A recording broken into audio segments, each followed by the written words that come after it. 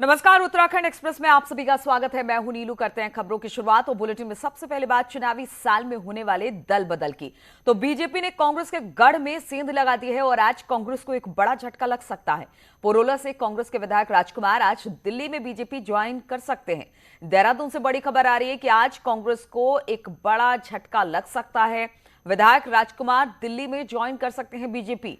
पुरोला से विधायक है राजकुमार। दिल्ली में मौजूद प्रदेश अध्यक्ष मदन कौशिक, आज सीएम धामी भी दिल्ली में ही मौजूद रहेंगे और इस दौरान राजकुमार को वो बीजेपी में शामिल कर सकते हैं।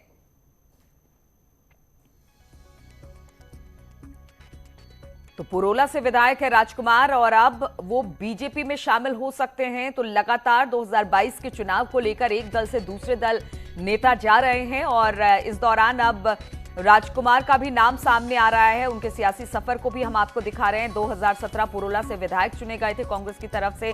तो कांग्रेस को एक बड़ा झटका लग सकता है क्योंकि अब एक बार फिर से खबर मिल रही है कि बीजेपी में वापसी कर सकते हैं पुरोला। और आज सीएम धामी भी दिल्ली में है। इस दौरान हो सकता है कि बीजेपी में शामिल हो जाए राजकुमार पुरोला। बातचीत करने के लिए भारती इस वक्त हमारे साथ जुड़ गई हैं। भारती, लगातार हम देख रहे हैं कि एक दल से दूसरे दल में जो विधायक है वो जा रहे हैं।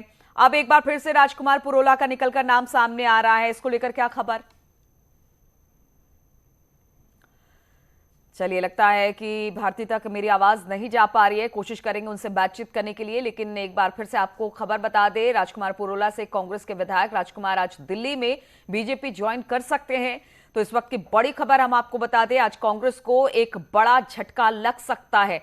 भारती हमारे साथ जुड़ गए हैं। भारती, आवाज मिल रही है तो ये बताइए कि लगातार 2022 के चुनाव से पहले दल बदल की राजनीति शुरू हो गई है और अब कांग्रेस को एक बड़ा झटका लगने वाला है। क्या जानकारी इसको लेकर? देखिए नीलू, अगर हम बात करें राजकुमार की, तो वो पहले बीजेपी में ही शामिल थे और उन्हें जब टिकट नहीं मिला तो उन्होंने कांग्रेस ज्वाइन कर ली थी। अब ये कहा जा रहा है कि नाराज़गी उनकी चल रही थी और इसी बात को लेकर अपनी उपेक्षा वो महसूस कर रहे थे कांग्रेस में, और इसीलिए ये चर्चाएं हैं कि वो बीजेपी आज ज्वाइन करने जा रहे हैं। और मदन कौशिक की अगर हम बात करें, वो पहले ही दिल्ली में मौजूद हैं और वहां पर आज उनकी ज्वाइनिंग करवा सकते हैं। इसके अलावा सीएम पुष्कर धामी भी आज दिल्ली जा रहे हैं और इस तरह की चर्चाएं हैं कि वो भी इस ज्वाइनिंग के दौरान वहां पर मौजूद रहेंगे।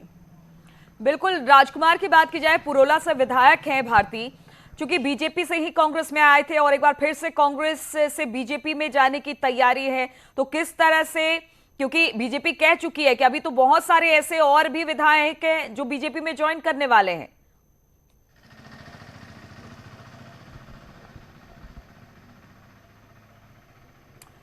लगता है भारती से हमारा संपर्क टूट गया है लेकिन हम आपको बता दें कि राजकुमार पुरोला से विधायक हैं और आज खबर ये मिल रही है कि कांग्रेस से एक बार फिर से वो बीजेपी में ज्वाइन करने वाले हैं। एक बड़ा झटका कांग्रेस के लिए। पुरोला से इस वक्त विधायक हैं और आज हो सकता है कि दिल्ली में उनकी ज्वाइनिंग बीजेपी में हो जाए। और 2022 चुनाव से पहले कांग्रेस के लिए अपने नेताओं को बचाना चुनौती बन गया है। जिस तरह से चर्चाएं हैं उसके मुताबिक कांग्रेस के करीब 6 मौजूदा और पूर्व विधायक बीजेपी के संपर्क में हैं और अगर कांग्रेस नेताओं ने पार्टी छोड़ी तो 2022 में कांग्रेस के लिए बड़ी मुश्किल खड़ी हो सकती है।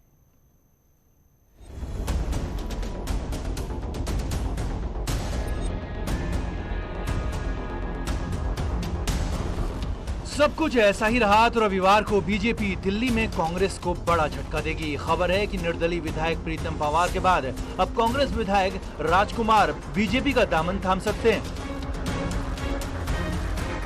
सूत्रों का दावा है कि पुरोला के विधायक से मीटिंग और मैनेजमेंट का दौर पूरा हो चुका है और अब सिर्फ ज्वाइनिंग बाकी है। वहीं बद्रीनाथ, केदारनाथ से लेकर पिथौरागढ़ के धारचूला तक बीजेपी हर कांग्रेस नेता की नब्ज टटोल रही है और करीब 6 मौजूदा और पूर्व विधायक बीजेपी के संपर्क में हैं। हालांकि कांग्रेस नेता प्रीतम सिंह का कहना है कि बीजेपी पैसे के दम पर ये सब कुछ कर रही है। बीजेपी धनबल के आधार पर अगर इस तरीके का कृत्य करेगी तो लोग इसे देख रहे हैं।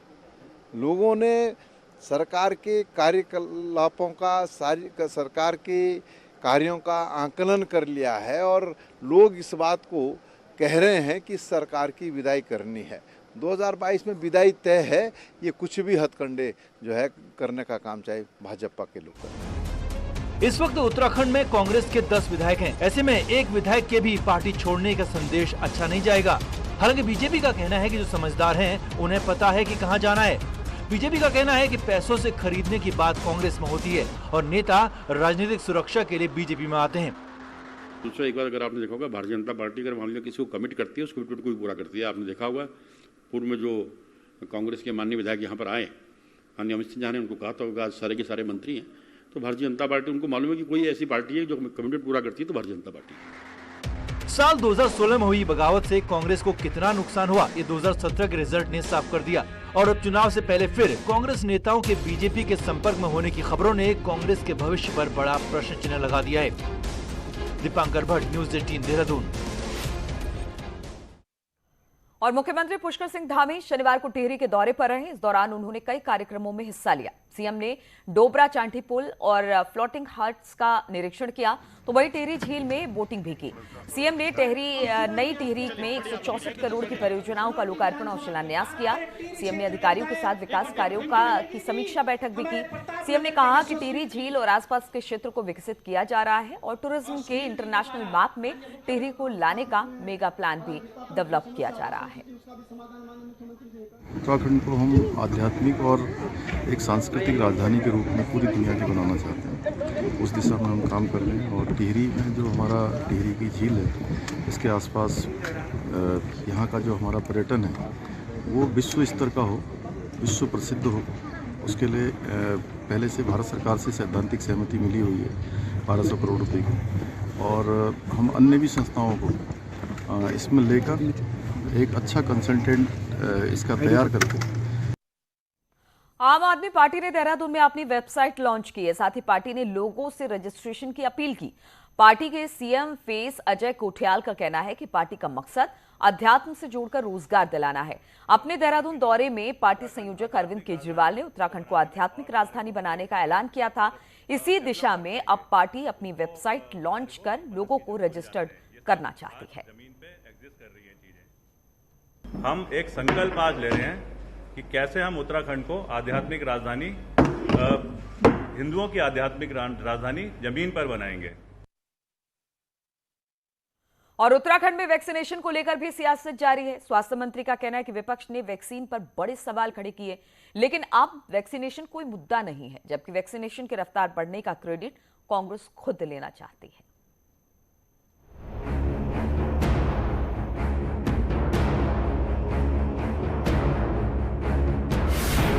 उत्तराखंड में कोविड वैक्सीनेशन में तेजी आई है। स्वास्थ्य मंत्री धन सिंह के मुताबिक 90% लोगों को सिंगल डोज लग चुकी है और सितंबर में 100% का टारगेट पूरा हो जाएगा। वहीं डबल डोज का काम दिसंबर तक पूरा होगा। स्वास्थ्य मंत्री का कहना है कि पहले दिसंबर तक वैक्सीनेशन पूरा करने के बाद विपक्ष को मजाक लग रही थी, लेकिन अब उनका मुद्दा बेकार हो गया। 3-4 जिलों में 100% वैक्सीनेशन हो गया है, और इतना नहीं, जो छूट गए लोग, अब हम मोबाइल टीम भी घर घर भेज रहे हैं। बहुत व्यापक स्तर पे हम लोग वैक्सीनेशन करा रहे हैं, और आज मैं कह सकता हूं कि सितंबर के महीने में हम 100% पहली डोज वैक्सीनेशन पूरा करा देंगे। कांग्रेस ने पहले वैक्सीन की कमी को मुद्दा बनाया और फिर इंतजार चुनाव में इसी मुद्दे पर सरकार को घेरने का था, लेकिन अब एक बड़ा मुद्दा कांग्रेस के हाथ से खिसकता दिख रहा है। हालांकि कांग्रेस का कहना है कि जो भी हो रहा है वो उनके विरोध की ही वजह से हो रहा है। जनता भी आक्रोशित हुई और विपक्ष ने भी मुखर रूप से इस बात को उठाया कि ऐसा क्यों है कि जनता को पेमेंट करके वैक्सीन लगवाना पड़ रहा है। सरकारी अस्पताल क्यों इसमें रुचि नहीं दिखा रहे हैं, या हमारे मंत्री जो स्वास्थ्य मंत्री हैं वो क्यों नहीं रुचि दिखा रहे हैं कि अस्पतालों में वैक्सीनेशन पर्याप्त मात्रा में उपलब्ध हो। उसके बाद ही सरकार चेती है, और उसको तो मैं विपक्ष की जीत के रूप में देखती हूँ। चुनावी साल में कांग्रेस को बीजेपी को घेरने के लिए मुद्दों की तलाश है, लेकिन केंद्र सरकार की तरफ से तेज हुई सप्लाई ने वैक्सीन के मुद्दे को करीब करीब खत्म कर दिया है। दीपांकर भट्ट, न्यूज़ 18 देहरादून। और हरिद्वार में एक लड़की को बार बार कॉल करना और अश्लील मैसेजेस भेजना युवक को भारी पड़ गया। लड़की ने इसकी शिकायत जब अपने घर वालों से की तो लड़की के परिजनों ने युवक को रास्ते में पकड़ लिया, उसकी जमकर धुनाई की। इतना ही नहीं, पकड़ में आए युवक को लड़की ने भी चप्पलों से पीटा। घटना ज्वालापुर क्षेत्र के जटवाड़ा पुल के पास की बताई जा रही है। मारपीट के दौरान मौके पर भीड़ इकट्ठा हो गई। पूरी घटना का वीडियो बनाकर भी सोशल मीडिया पर डाल दिया गया। पिटाई के बाद युवक ने हाथ जोड़कर माफी मांगी और आगे कभी ऐसी हरकत न करने की बात कही। लड़की का कहना है कि युवक कई दिनों से उसे अश्लील मैसेजेस भेज रहा था और कॉल करके परेशान कर रहा था। बहुत बढ़िया, बहुत बढ़िया।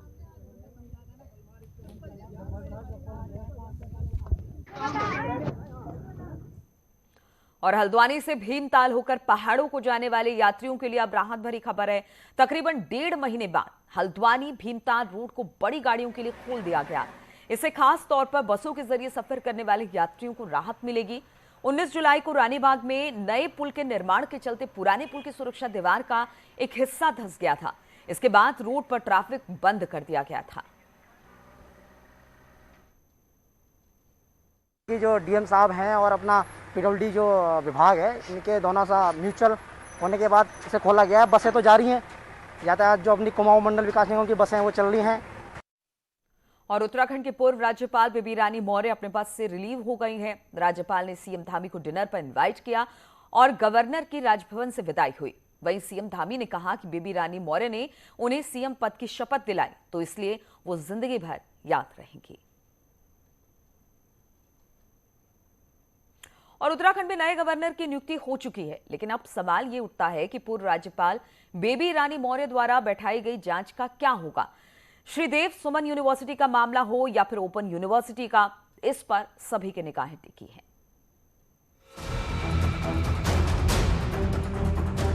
उत्तराखंड ओपन यूनिवर्सिटी में नियुक्तियों का मामला हो या फिर श्रीदेव सुमन यूनिवर्सिटी से संबद्ध कॉलेजों में एडमिशन का मामला हो, पूर्व राज्यपाल बेबी रानी मौर्य ने इस पर कड़ा रुख अपनाया था। लेकिन अब सूबे में नए राज्यपाल लेफ्टिनेंट जनरल गुरमीत सिंह की नियुक्ति हो चुकी है। नए गवर्नर को भी इन जांचों पर कड़ा रुखी अपनाना पड़ेगा। स्टूडेंट्स भी मानते हैं कि जिस तरह से यूनिवर्सिटी को लेकर फजीहत होती है, उससे हायर एजुकेशन की छवि खराब हो रही है। अब जो जांच है, उस जांच को निष्पक्ष रूप से होना चाहिए। नेक्स्ट गवर्नर जो आ रहे हैं, उनको उस जांच में कहीं भी पक्षपात की गुंजाइश नहीं रखनी चाहिए। हाँ जी, अभी हमें लगता है कि अब शायद अगर गवर्नर बदलाए तो कुछ मामले जांचों में तेजी आए, और यदि अगर कुछ जांचें बहुत प्रभावित होंगी अगर मामला अगर सही नहीं हुआ इनका तो। हालांकि उच्च शिक्षा मंत्री मानते हैं कि जितनी भी नियुक्तियां की गई हैं, वो यूजीसी के नियमों के तहत की गई हैं। उच्च शिक्षा में जितनी भी नियुक्तियां होती हैं वो यूजीसी की गाइडलाइन के अनुसार होते हैं। जो लड़का पीएचडी होता है उसकी नियुक्ति की जाती है, जो सेट होता है, जो गेट होता है, जो नेट होता है, और बिना योग्यता के कोई नौकरी नहीं लग सकती। कम से कम भारत सरकार के जो नॉर्म्स है यूजीसी के, उन्हीं नॉर्म्स पे नौकरी लगता है। और मैं कह सकता हूँ जितनी पारदर्शी नियुक्ति हमारी सरकार ने दी है, आज तक किसी सरकार ने नहीं दी। सवालों में रहने वाली प्रदेश की यूनिवर्सिटी में हालात को सुधारना नए गवर्नर के लिए बड़ा चैलेंज है।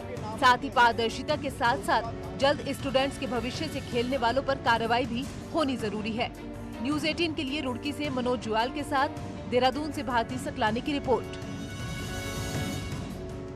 और राज्य में उपनल कर्मियों से जुड़ी एक बड़ी खबर है। उपनल कर्मचारियों की सैलरी बढ़ाने को लेकर प्रस्ताव तैयार हो चुके हैं। इसके अलावा धरने प्रदर्शन के दौरान रुकी हुई सैलरी भी सरकार कर्मचारियों को दे सकती है।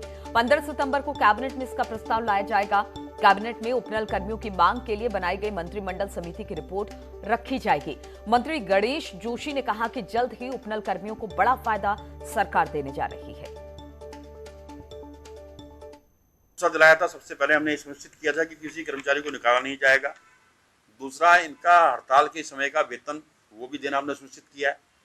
और हमारी जो मंत्रिमंडलीय समिति है उसने चर्चा करके और हमने इन लोगों से बातचीत की थी, एक सम्मानजनक वेतन वृद्धि के लिए हमने कैबिनेट में प्रस्तुत किया है। 15 तारीख की कैबिनेट में वो आएगा।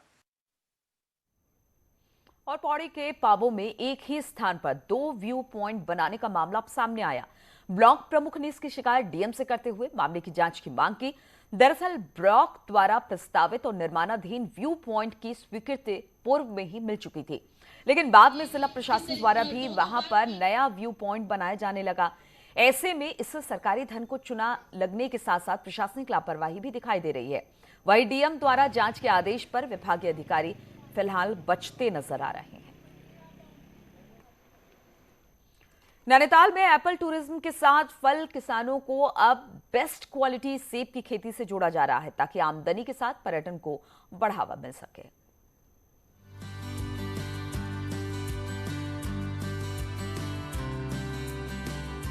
नैनीताल के रामगढ़ में ये सेब की नर्सरी किसानों के लिए उम्मीद जगा रही है। बंजर जमीन पर डीएम नैनीताल द्वारा तैयार की गई ये नर्सरी उन्नत सेब के पौधों से लहलहा रही है। सेब के इस पहले बागान से पहाड़ी काश्तकारों में खुशी की लहर है। इस पर प्रजाति वाले सेब के व्यावसायिक उत्पादन शुरू करना और किसानों को आत्मनिर्भर बनाना इसका मुख्य लक्ष्य है। 3000 से ज्यादा तैयार पौधों को किसानों को सस्ते दामों पर देकर सेब की खेती से जोड़ा जा रहा है। कुछ ज़मीनें सरकार ने यूज़ करी हैं, जो अभी हाईटेक जो हमारे वहाँ नर्सरी बन रही है, इससे हमारे ग्राम सभा बोहराकोट में इसको काफ़ी फ़ायदा भी होगा। और जो है इसी तरह की अगर काम अगर जो करते रहें सब लोग तो हमारे वहाँ पर अच्छा उत्पादन फलों का और इन ज़मीनों का यूज़ हो सकता है। जैसे अभी फार्म की ज़मीन में हाईटेक नर्सरी बन रही है। दरअसल 8 एकड़ बंजर जमीन पर नर्सरी को एक मुहिम के तौर पर शुरू किया गया है, जिसमें रेड डिलीशियस, ग्रेनी स्मिथ समेत कई अन्य पौधे रोपे गए हैं जो अब तैयार हो गए हैं। हालांकि डीएम नैनीताल कहते हैं कि एप्पल फार्मिंग में ट्रेनिंग सेंटर के साथ टूरिज्म स्पॉट भी तैयार किए जाएंगे, जिससे किसान सेब के साथ पर्यटन से भी लाभ कमा सकें। उद्यान की एक विशेषता ये भी है कि इसमें किसानों को हमारे ट्रेनिंग दी जाएगी जो यहाँ पे एप्पल फार्मिंग करना चाह रहे हैं। दूसरी चीज़, टूरिज्म को भी प्रमोट करने के लिए पहला कंसेप्ट हम लोग यहाँ ला रहे हैं कि हम हॉर्टिकल्चर टूरिज्म को भी इस जगह पे प्रमोट करेंगे। उसके लिए हम लोग यहाँ पे कॉटेजेस बना रहे हैं, कैफ़े बना रहे हैं। सरकारी तौर पर तैयार इस नर्सरी से उन किसानों के लिए उम्मीद जगी है जो कम खेती में ज्यादा उत्पादन चाहते हैं। न्यूज़ 18 के लिए नैनीताल से वीरेंद्र बिष्ट की रिपोर्ट। तो इसी के साथ इस बुलेटिन में फिलहाल इतना ही, लेकिन जाते जाते देख लेते हैं हेडलाइन।